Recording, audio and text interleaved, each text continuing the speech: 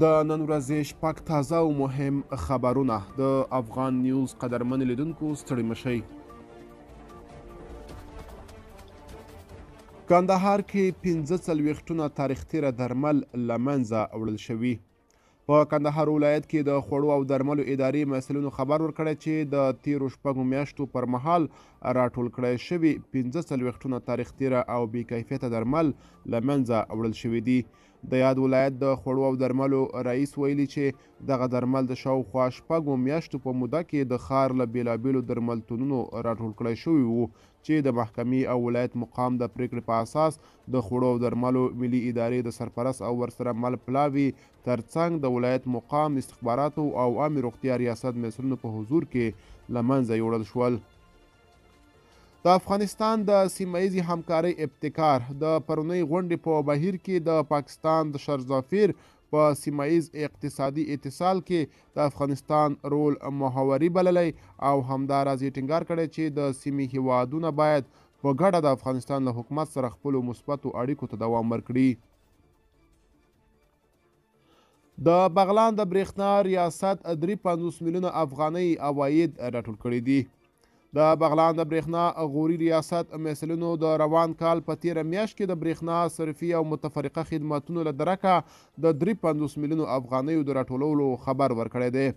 د بغلان د برېښنا شرکت رئیس سردار ولی حمزه ویلي په ډیرو هڅو سره توانیدلی چې د روان کال د مرغومي په میاشت کې 53 میلیونه افغانۍ عواید راټول کړي، په داسې حال کې چې د لیندۍ په میاشت کې راټول شوي عواید له 30 میلیونو افغانیو څخه زیات وو.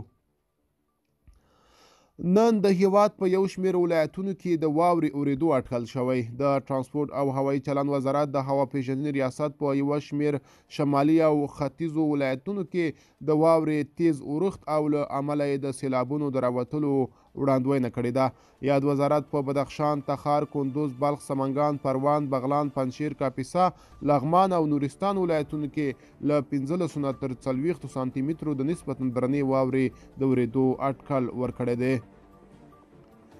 د طالبانو کورنیو چارو وزارت وایي په تیرو 2 کلونو کې دوی 40,000 بېلابېل ډوله نظامي وسایط او 80,000 وسلې ترمیم کړي دي او دا مهال تر دې دوی استفاده کوي. د یاد وزارت د مرکزي قومندانۍ مرستیال عبدالستار سادات ویلي دغه وزارت په هره اونۍ کې شاوخوا 1000 نقلیه وسایط بیرته جوړوي او د استفادې وړ ګرځوي. د طالبانو د ریاست الوزرا سیاسي مرستیال مولوي عبدالکبیر خوست ولایت کې یوې غونډې ته د وینا پر مهال ویلي چې د دوی په حکومت کې قوم پالنې ته ځای نشته.